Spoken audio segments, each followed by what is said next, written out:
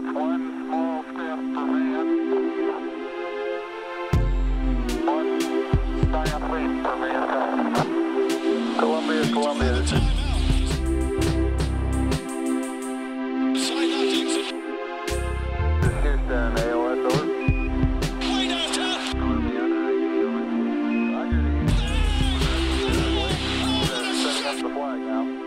All right. Then welcome everybody to another episode of the TKW podcast. We're back. It was an exciting last half of the game. We're recording right after the Knicks lost to the Sixers. A lot to glean from that. We've had a little bit going on the week as well. Here to break it down with me, I've got Kyle Maggio. What's going on, everybody?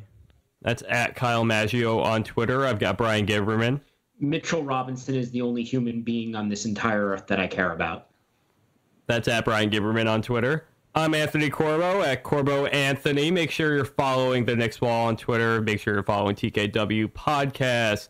Head to our YouTube channel. Subscribe. Please leave us a 5-star subscription or 5-star. What is it?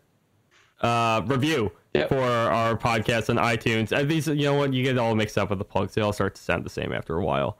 Do all that stuff. You know what I'm talking about there. Let's talk about the Sixers a little bit. So they pulled off the win against the Knicks. We saw some interesting lineups in the third quarter. We saw some interesting lineups in the fourth quarter. A big run from the bench. They scored 66 points. That was at some point in the game, 66 points, like by the beginning of the fourth quarter. It was it was a pretty eye-opening game for a lot of players. Mitchell Robinson especially, I think that's where we could start tonight. He had a double-double, 3 blocks in there as well. He looked... This might be his best stretch of the season, wouldn't you say, Bryan? Oh, without question. It's not even close. And I don't even know where to start with him, man. Like, it's... What's happening right now is, like, a game-changing... The level he's playing at, coming from where he did and not playing college basketball this year, and the growth he's showing across this singular season, it's legitimately a franchise-changing type thing that's happening. In 1920, he's paid $1,559,000. I can't read. A little over $1,500,000.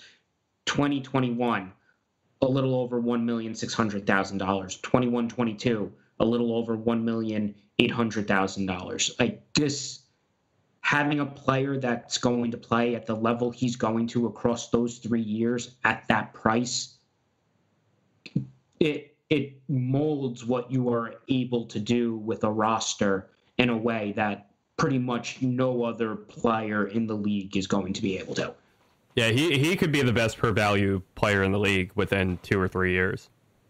I agree with that. I mean, he makes no money. I don't know how his I'm going to sound ignorant for a second, but I'll open it up to you guys. I don't know if that's a standard second round deal or if his agent just was an abysmal agent, because it just seems like it seems like it's too good, you know, but so is that normal? There are guys who have done it in the past.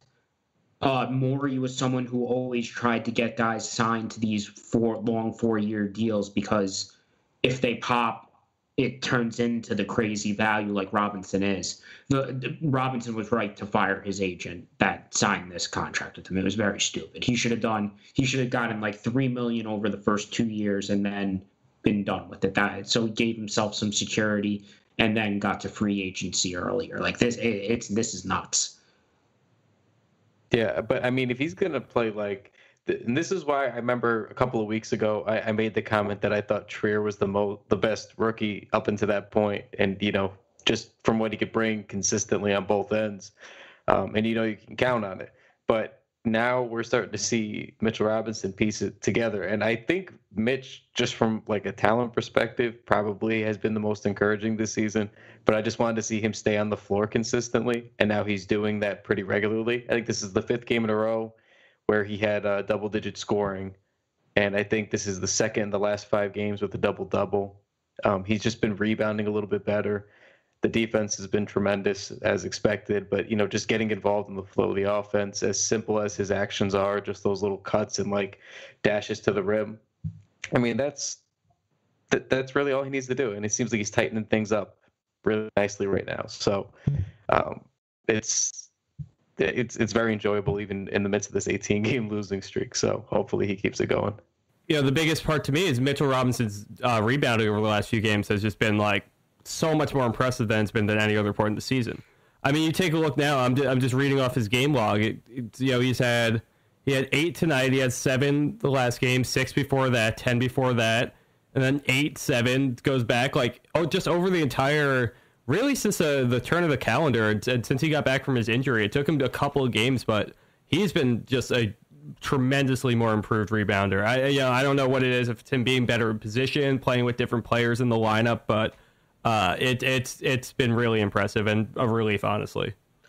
And part of where they're having success with him now, and Kyle, is the Kornet Mitch zone defense. Do you see what's happening there that you're kind of like, I hate zone defense, but yeah, this is good? Or you don't buy that it has any long-term sustainability?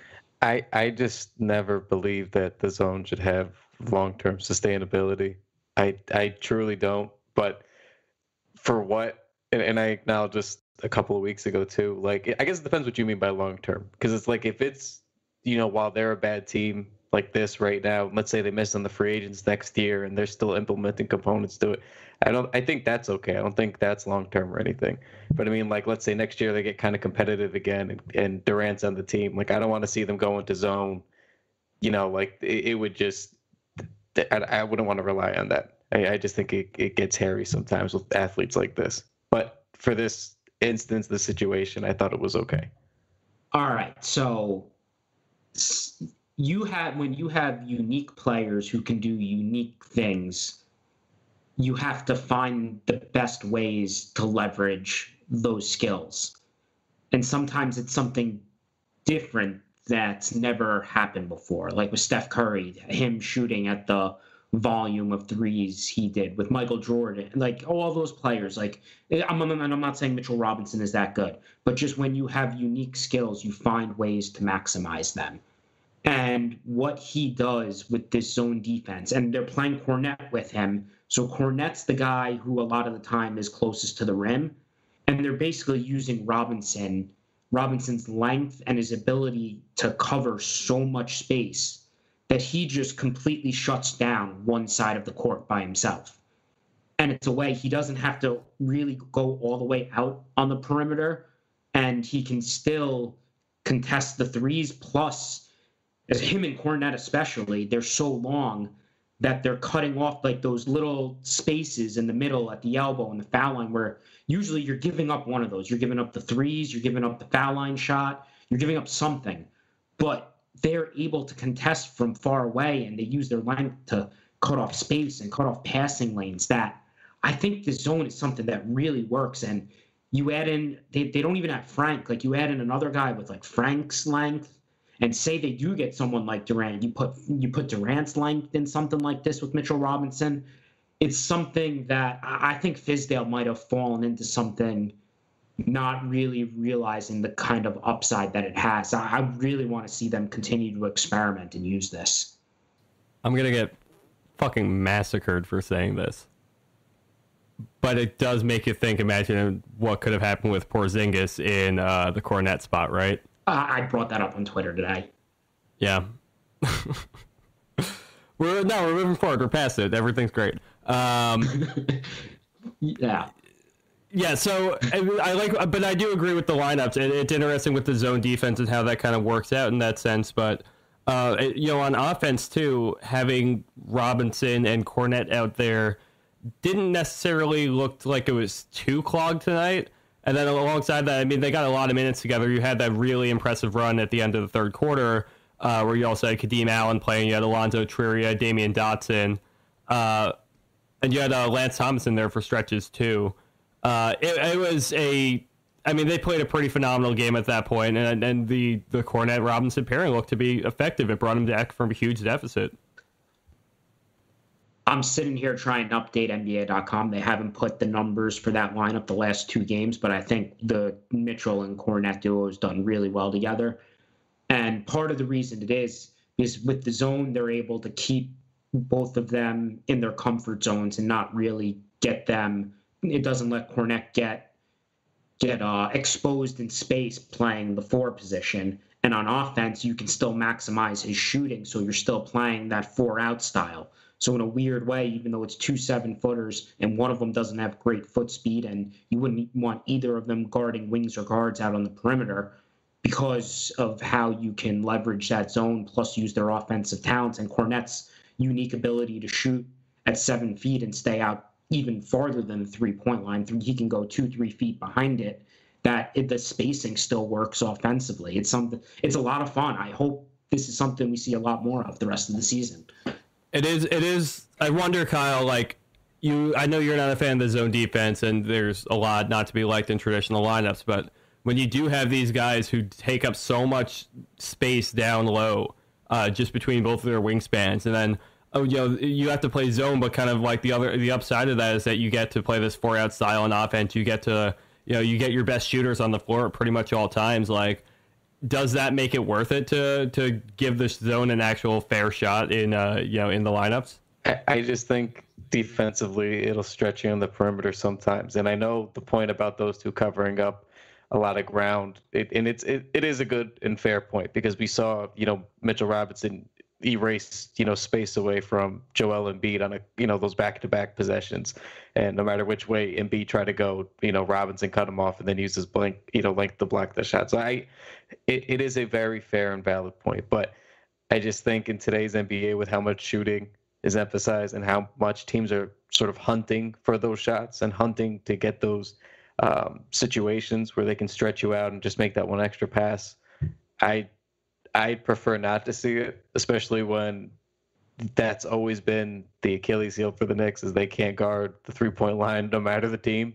So I don't want to see the zone all that much. I think, again, situationally, at least for this year and next, depending on the roster construction next year, I think it's okay if they're developing and it's helping them improve some things. And but I don't want to see it once the games start see it regularly anyway. I don't want to see it regularly in like games that matter if we ever get good again.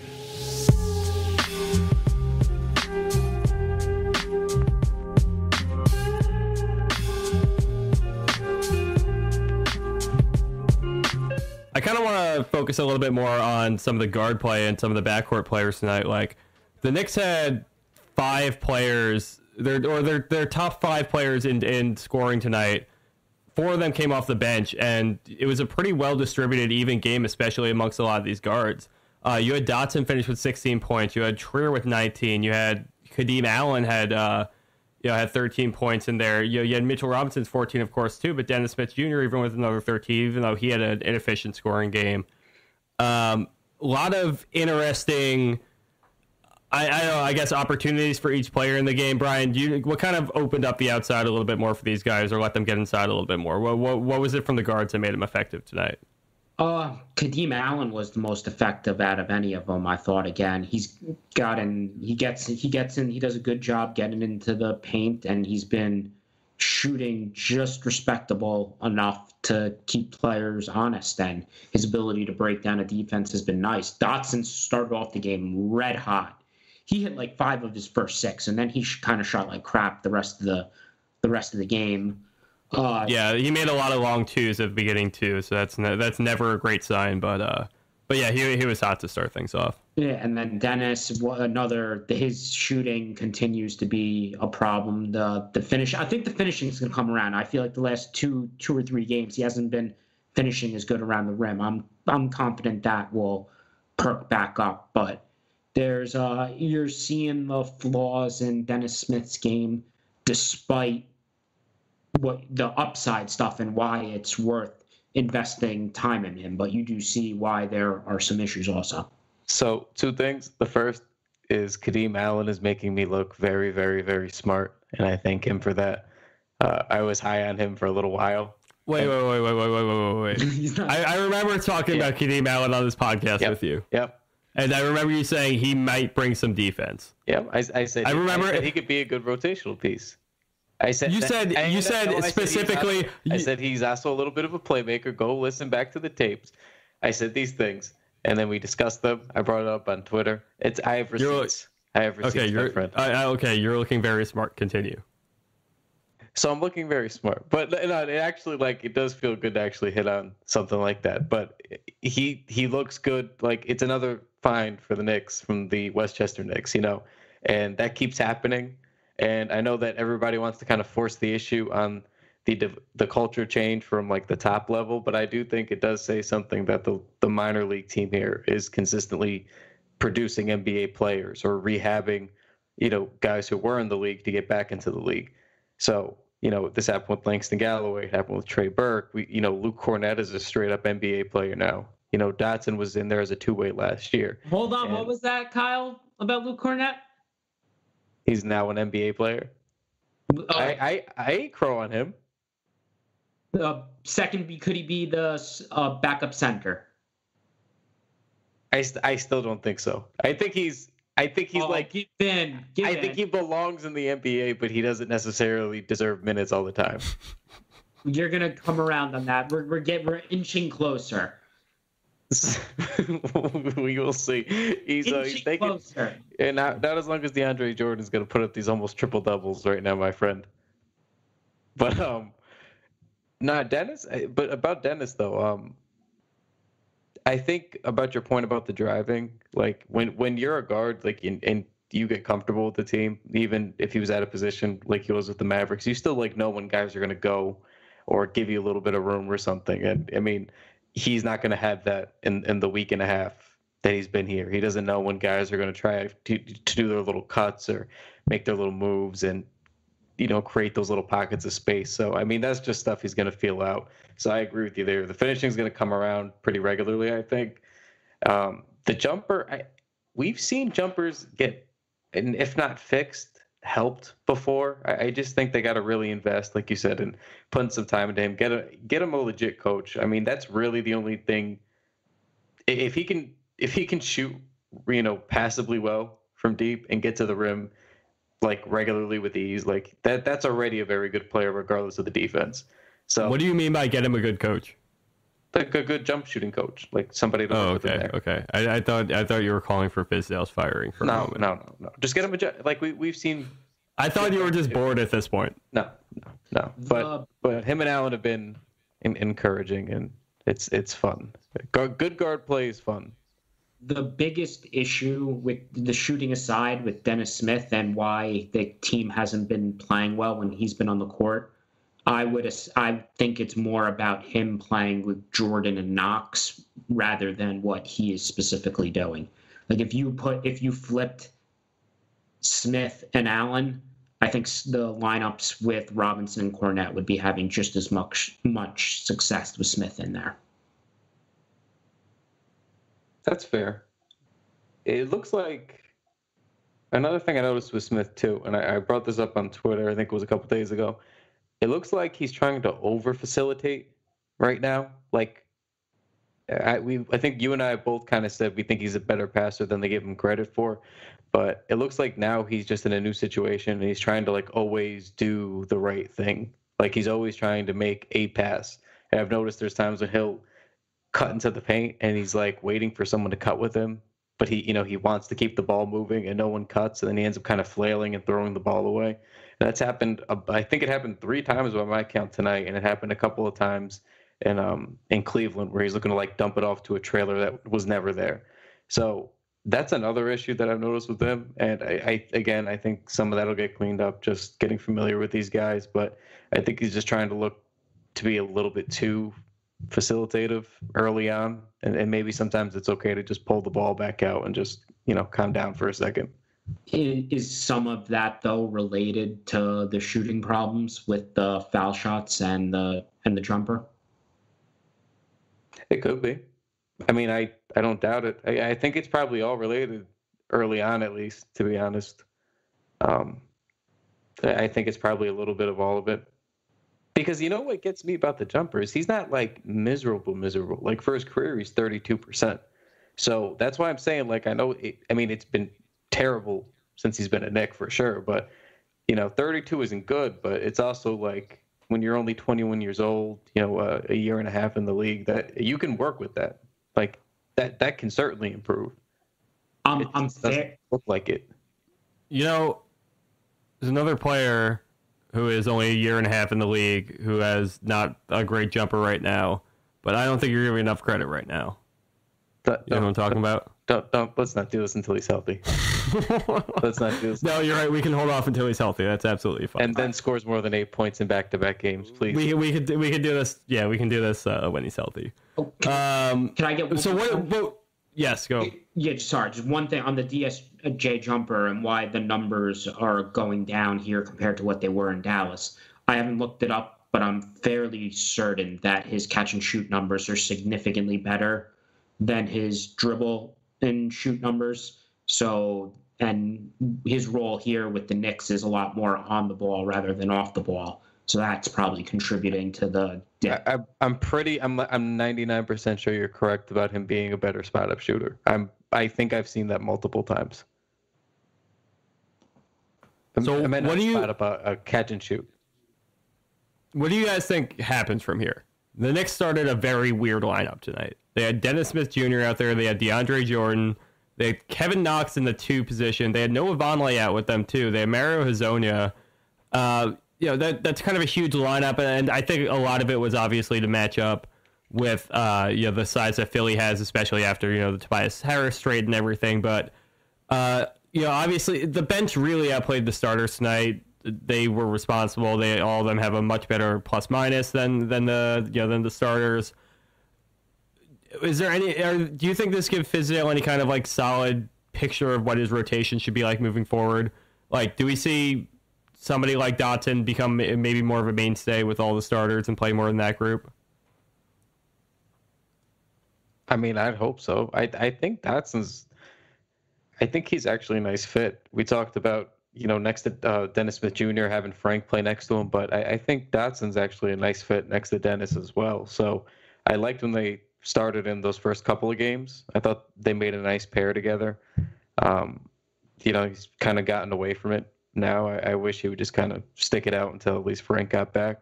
I don't think that the Knox thing really makes much sense at all. I don't know how. I'm sure they can make it work offensively, I guess, but it's a little bit more seamless with Dotson, who's he doesn't need to dribble or do much with the ball. He's just kind of a catch and shoot guy, and defensively, Dotson's obviously much better than Kevin Knox is, to put it lightly. So I don't really get playing Kevin there. I don't get what we saw today, other than just trying to experiment for the sake of experimenting.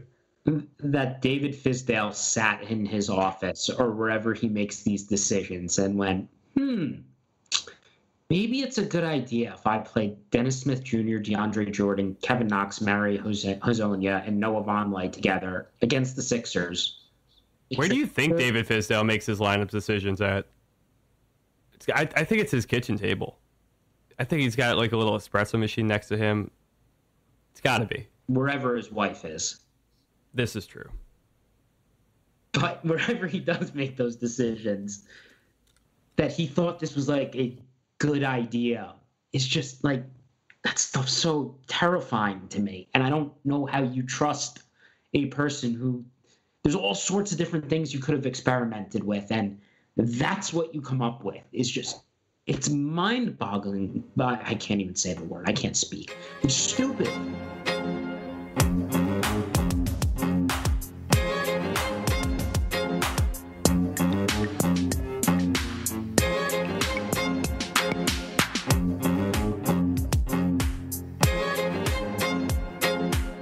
That's a perfect way to put it. I think it's stupid. I think we're going to be seeing quite a bit more stupidity moving forward. We might see some glimpses of genius as well, so we'll look forward to those. In the meantime, I think maybe we should take a look at some of the tea leaves and look towards the future. Look towards let's just flat out call it Kevin Durant. A lot of interesting Kevin Durant things going on this week. And that's really what you're all here for. That's really why we do this at this point. it is basically just to hear unsubstantiated rumors and speculate on Kevin Durant. This first rumor comes from the mouth of ESPN's Tim McMahon. He is a reporter in Dallas. Obviously, has some ties to the Knicks from the Porzingis trade going down. But he had this to say about what the Knicks have in store for them. To your point, the Knicks are either taking the biggest risk in recent memory, or they've got something lined up. And I know the suspicion that I hear over and over and over again is they've got something lined up. The suspicion that he hears over and over and over again is that they've got something lined up. We last week did we're going to do this throughout this entire segment here, but we last week talked about where we might be percentage-wise of Kevin Durant coming to the Knicks. After just this Tim McMahon statement, how much higher does that put you? Where are we right now, and how much higher does that put us? I think I'm at about 60. I think I'm at 60 now. I'm 60% there.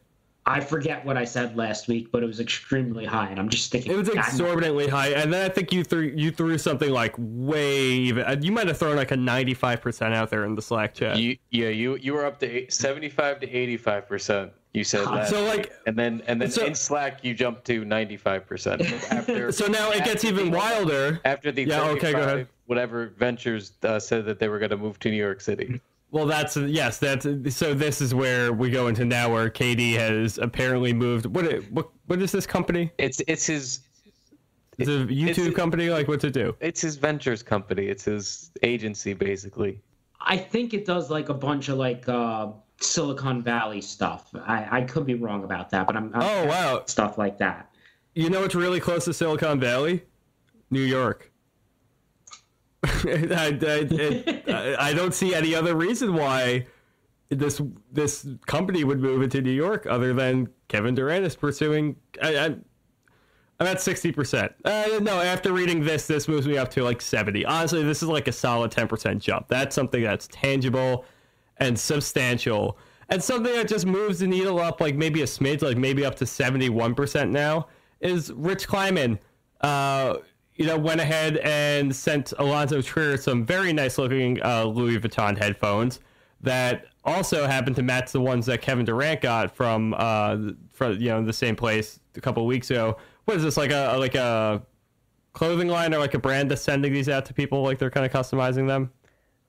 The earbuds? It looks like they're just Louis Vuitton ones.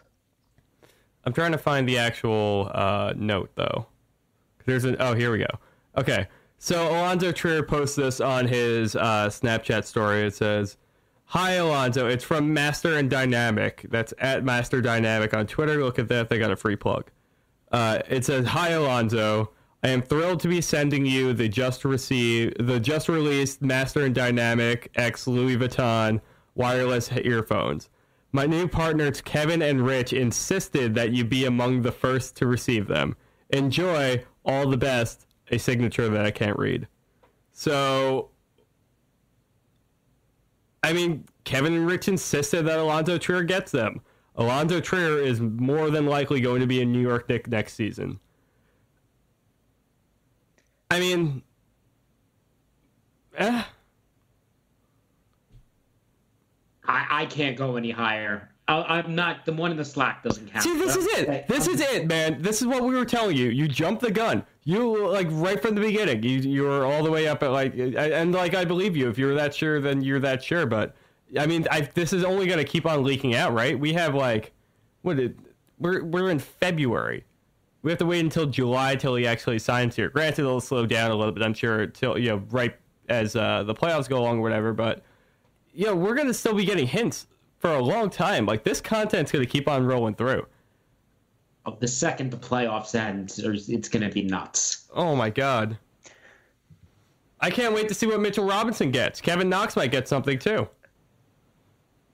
So, I think, and not to now burst that bubble, but because, again, it could very well just still be what we think it is, because it still seems very strange. What do we think it is? Things you could link to it, but Allonzo Trier and Kevin Durant are supposed to have been pretty good friends going back a while. This is true. So I understand that. So it's not really all that suspicious that he got something from his agent. However, what I do find suspicious is that he's the only other person to post those, I guess, unless I'm missing something, who's posted those same earbuds. And they both posted the same ones, the same colors. Okay, but on that same point, if Allonzo Trier, and now we're just getting like way into tabloid section, but if Allonzo Trier and Kevin Durant are that good of friends, like Durant is one of the most calculated players in the NBA. He knows if he's sending something to a Knicks player and it goes, yes, he is. He absolutely is one of the most calculated players. I'm not saying. Did he calculate the burners well enough? No, I'm not saying he's without fault. I'm not saying he's perfect, but he's also he is very calculated. I'm not saying everything he does is done well or right. I'm saying he plans out his moves very carefully. But I think he is smart enough to know to tell his friend, hey, don't put this on, Snapchat or Instagram, whatever, because it's going he knows if he sent something to a Knicks player, it's going to be speculated upon. He's stirring the pot. They both are, and it's fine. We live for it, but yeah, and technically it's not from him; it's from the agent. But yes, it's look. Kevin and Rich insisted all of this. This is all planned, man. This is all, and this ain't even a conspiracy at this point. I want to believe. I wish I could be like Bryan, who just dove all in, and occasionally I catch myself, and at the same time I'm just like, we just really and I'm being serious. And I'm gonna get slammed anyway, and I don't mean this to be like derogatory to the franchise or being about it or anything like that. And you guys know I believe in most of these kids and these the younger players in general. If Kevin Durant comes to the Knicks, he's not coming here because of the young guys. Nobody's coming here to play with Kevin Knox and Mitchell Robinson and Allonzo Trier as much as we watch your mouth. Okay, it's not. And no one's coming to play with Frank Ntilikina and Damian Dotson. It's just not a thing. It simply isn't. No matter how much. No, it's not. So I understand that. If he comes, it's out of honestly the goodness of his heart going, your franchise is miserable and needs saving. I will be the one to do it. Me and my other superstar friend who's going to come here together with me. That's the only. And that's fine. That's exactly what it is. The fact that he also can have capable players around him who haven't, reached a level where they're going to demand their own spotlight. It's kind of a blank canvas for him for sure, but I think that's part of what the appeal is. I don't think it's necessarily all that, he's looking to have a ton of players around him. He just wants to have, capable players who are able to compete for a little bit longer because he wants to be able to compete for a little bit longer, I think. I don't care. It's not them. He's not. You're right. He's not coming for them. I want to get. But it'd be icing on the cake if they're pretty fucking good. That might just convince him a little bit. The only reason I'm saying this is because it's twofold. One, because my point immediately following it is, well, then how often have the Knicks signed a single A plus an A list, a real A list free agent with no real downside, let alone two in one summer, and it just simply hasn't happened. So I don't want to harp too much on the past, but at the same time, it's when there's no on-court appeal, and that's never happened for really off-the-court reasons either in the last 20 or so years, especially. Then I don't want to go nuts talking myself into it because we've heard I agree things again, But obviously, it would be tremendous. Obviously, I would root very, very hard and delete 10 or 9,000 tweets of mine. but I don't know. I'm just saying a lot of Lakers fans last year did this with the LeBron thing. They were just like, LeBron wants to come because he wants to play with Ingram and Ball, and he knows he can elevate. But that's not what I'm saying though. And I just want to nip this in the bud now. Even if he does come, that's not why. Let's just all agree to ourselves right now. Just that they stink. He's coming because it's for his. Well, okay. Now we're getting a little out of hand. Okay. They don't stink. I'm just saying it's. You're right where it's not coming because he sees this roster as being one piece away or one step away or anything like that. That's not at all what the mindset is. It's part LeBron with a little bit more desire to compete, I think, a little bit. Look, I don't do this. I never do this for potential free agents. I'm letting myself buy into this one. I don't know. Like, I'm definitely not this far convinced that Kyrie Irving's going to sign with the Knicks. That seems like that. I'm still only like maybe like 35%, 40% sure. But like, I don't know. I just can't help but believe that Kevin Durant's going to sign with the Knicks this summer. You can include all those young players together, but don't you dare put Mitchell Robinson in that group.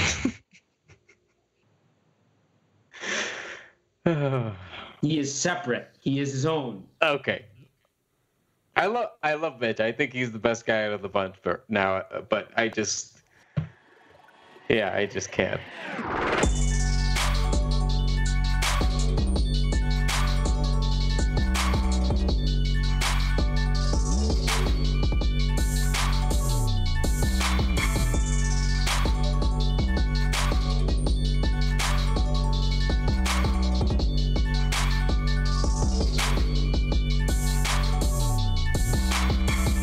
Let's kind of go into this a little bit deeper here.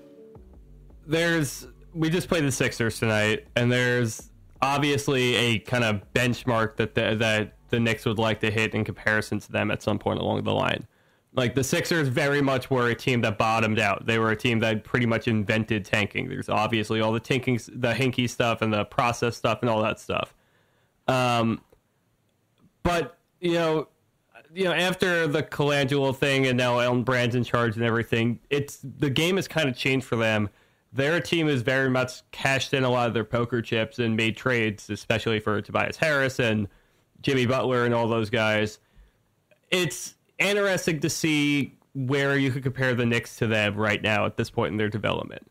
Like, Kyle saying, they're not necessarily a team whose roster on their own can attract a top-tier free agent. But do their pieces have value in themselves? Are their assets still valuable? Like, what can they do to kind of improve their team in a more Sixers-ish vein? And should that be the model they should follow? Well, in terms of, it should be the model they should follow in terms of this. If the Knicks are lucky enough to get the one or two free agents, then instead of waiting around and just being like, oh, this might go on an upward trajectory eventually, basically kind of what the Lakers did with LeBron, where they didn't push their chips in, they waited, and now the season has gone really poorly. I would rather them follow that Sixers model where they took their assets and they turned it into other big players, and they went from a long-term focus to more of we have this small window and we want to maximize it to the best of our ability. And their window could be a little bit smaller than we think, because you never know how Embiid's body's going to hold up. With the Knicks, it's Durant going to be 31 or Kyrie 27, 28. Instead of wasting any of those years, they should take the Mavs pick. They should take their draft pick potentially. They should just go get your 3-4 best players, make those guys as high a level as you possibly can, and then fill in the spaces with smart low-level moves. And then the one guy I would try and keep out of all that to pair with the two high-level guys is obviously Mitch.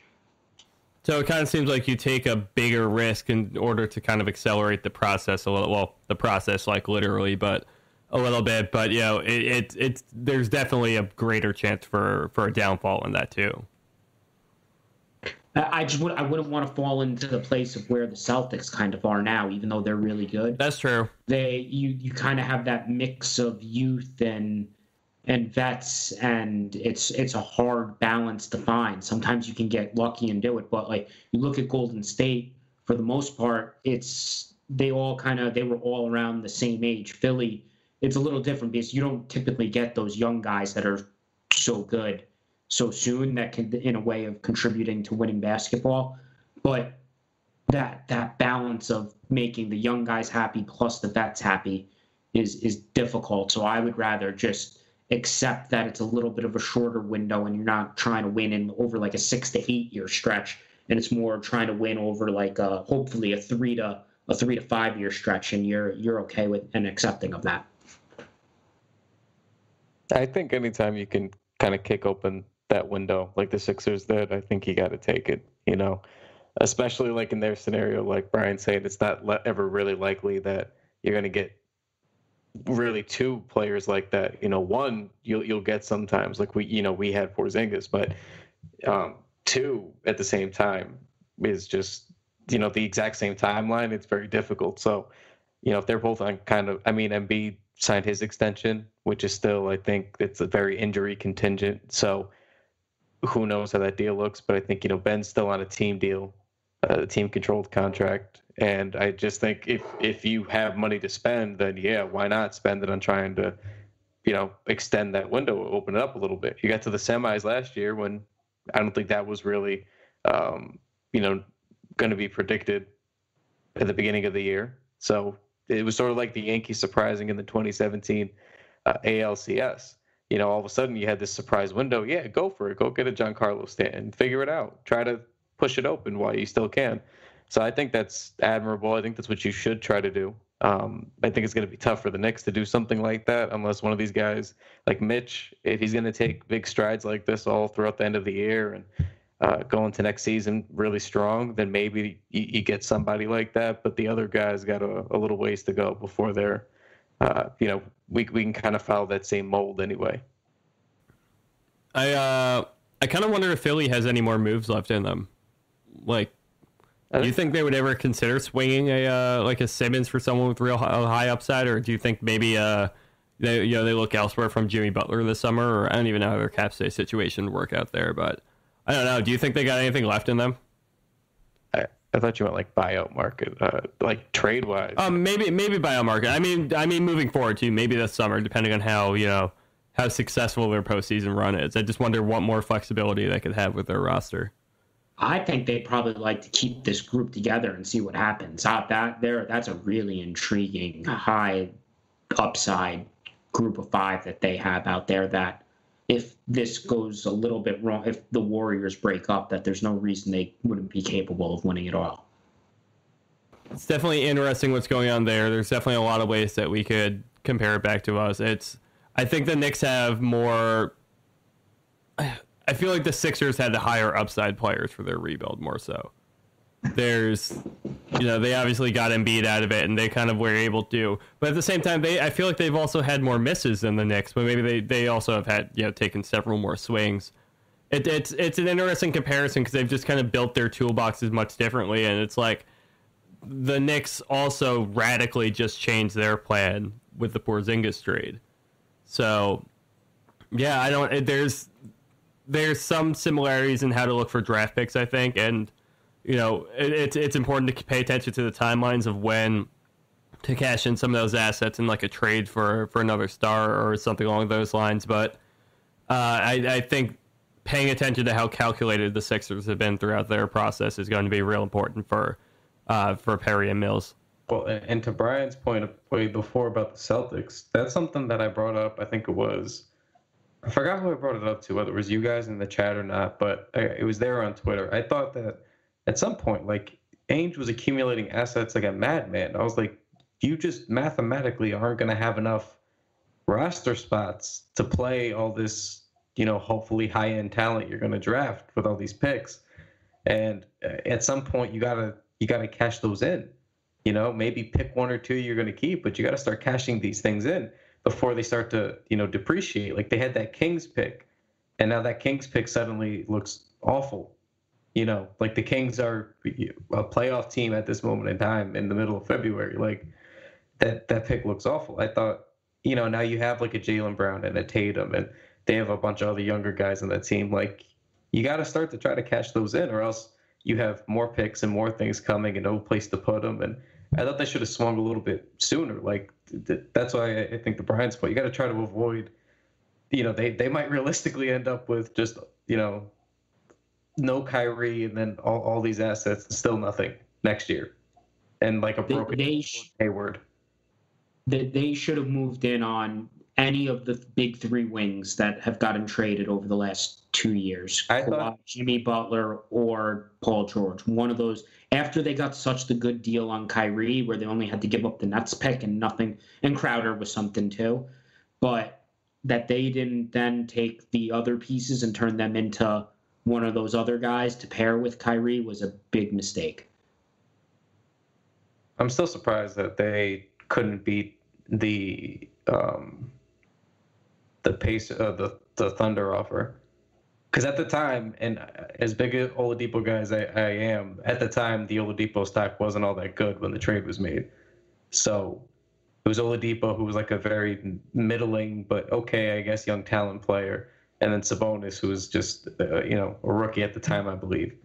And it was like an okay trade, but no one was blown away. I think more people thought that the Thunder won that in a landslide, and they still maybe did with how he's playing now. But I'm just surprised like the Celtics couldn't hop in and just offer something better. It seems like they could have offered several packages that would have been better and not really detrimental to them. But I don't know.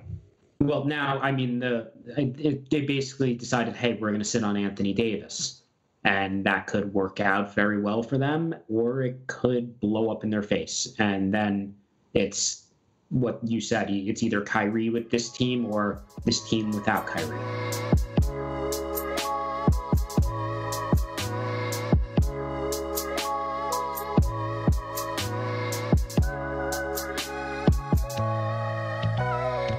Guys, we're missing the most important news of the week, though. The Knicks have canceled Latvia Appreciation Day. Did we even get to? Oh, well, first of all, that's like masterclass level petty. Oh, it's incredible. That's like extraordinary level petty, because you know how extra you have to be to wait till now to cancel this. Like, I mean, I'm sure they canceled it at the time of the trade and everything, but just to like see it officially.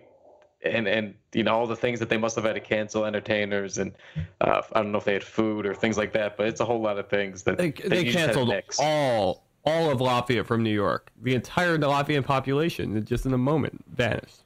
Yeah, many people, how many Latvians probably bought tickets just for this game? Oh my God, all of them. And then there was no, they could have just left it. It could have been a really like mundane thing, and they're just like, no, we're just not doing it at all. Yep. I mean, I imagine they made it that late in the season too, so Kristaps could potentially play in it. Yeah, it is fascinating that it's maybe one of the top. That's a Hall of Fame jab right there. That's a calculated, weighted move. After Kristaps was talking some shit about the Knicks, they just waited and then let it get out. His day is canceled. They took a holiday away from him. It's unbelievable. What am I supposed to do with the Latvian flag that I own? I don't know. You could give it a Viking funeral or something. I'm being serious too. I really do own a Latvian flag. Were you gonna like wave it around during the championship parade? So my buddy bet me that I wouldn't wear it to the bar the first time the Knicks played the Suns. So I was in a bar in Phoenix with a Latvian flag when the Knicks played the Suns. This is a while back. That's extraordinary. Years ago. That's extraordinary. Oh my gosh. Yeah, so that's why I own a Latvian flag.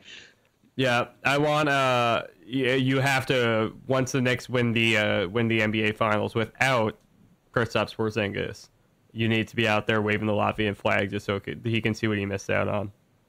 Done. I'll be in New York City with my Latvian flag. I'll hold on to it. There you go. You solved the problem. I don't have to get rid of it. Beautiful. Did we even get to Kevin Knox ending Ben Simmons' life? No, we somehow missed that. His one, but like, it's exactly what I said. Not to get too far back into this, but it's exactly what I said in the chat. He has one highlight play, and then he just disappears. That is Kevin Knox's rookie season. Now, while you are so very accurate, sniper accurate, I'm going to blatantly ignore that. No, that's fair. That's absolutely fair. How emphatic this one was, because this one seemed to be like one of those extending ones. Like, when the guy makes his initial jump and then stretches out, and then he realizes it could be a special dunk, and he just seemingly stretches out like 6 more inches. His arms just kind of get a little bit higher, and then he just throws it down a little bit harder. That's what it looked like. And the best, it it was art, fellas. It was art because not only did Ben Simmons go for the contest and then get yammed down, Kevin Knox also did the swing through a little bit on the dunk, and then Ben Simmons fell over and just slid on his back to the backstop. And then as that's happening, do you know who's coming out of the corner of the screen, full sprint, to sort of laugh at the fallen Ben Simmons? It's Dennis Smith Jr., who for we don't know reason absolutely loathes Ben Simmons, and they just went at it all game. So, I love it. That's my favorite rivalry. So it's one-sided as shit, but Dennis Smith Jr. after the yamage is done and the hammer has been dropped and he has slid into the floor, Dennis Smith Jr. just sprints full speed over to Ben Simmons and sort of does a flex and laughs and walks away. So it was just DeAndre Jordan made a repeat of the face that he made 4 years ago on the Brandon Knight dunk. Everything that happened in a 5-second radius of that dunk was beautiful and perfect. Is there a player on an opposing team that Dennis Smith does like? I'm hoping not. You know what? I think you were the one in Slack chat who said don't do the Westbrook comparison. Maybe not on court, but like ability wise per se. But if we're gonna have somebody who's just gonna scowl at everybody, and it be Dennis Smith Jr., I would take that very much. Every team needs like a scowl guy, and if he could be our guy, and he's also the guy we're hoping to produce the most offense, I will take it. I will pretend he's our Westbrook. He's going to be a Dollar General Westbrook, and I will take it.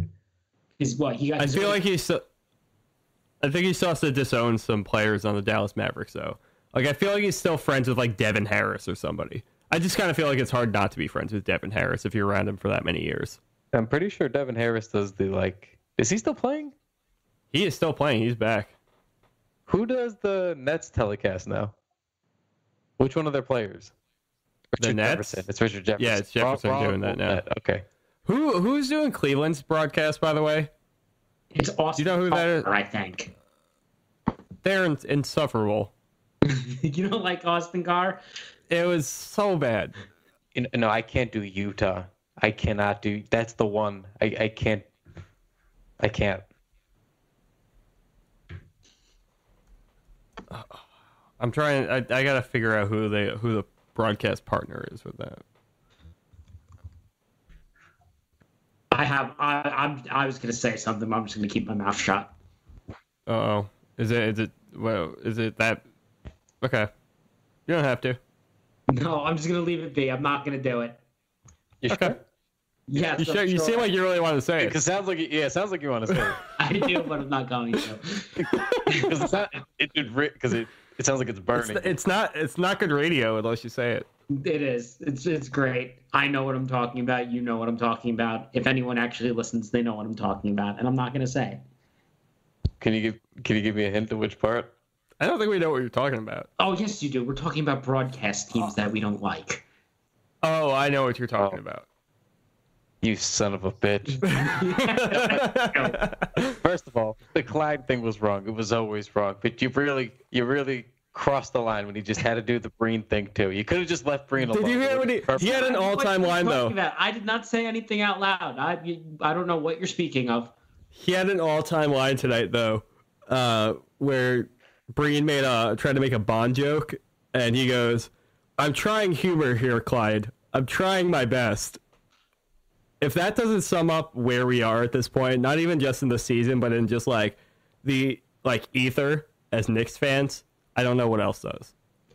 What about the part in the game where Clyde asked if Kornet and Mitchell Robinson had played together yet this season? They played. That I kind of felt you there. Before. I'm looking it up right now. In the last game, they played a team high 28 minutes together. Listen, it's been a long season. I can only imagine it's been longer. It must have felt like an eternity for Clyde at this point. Okay. Can you imagine trying? Hold on, I'm being unfair. It was 12 minutes. They played 12 minutes 2 games ago. Tonight they played 28 minutes together. So in 40 minutes, the last 2 games, I've been sitting here updating NBA.com this entire podcast, and it finally updated. 111.6 offensive rating.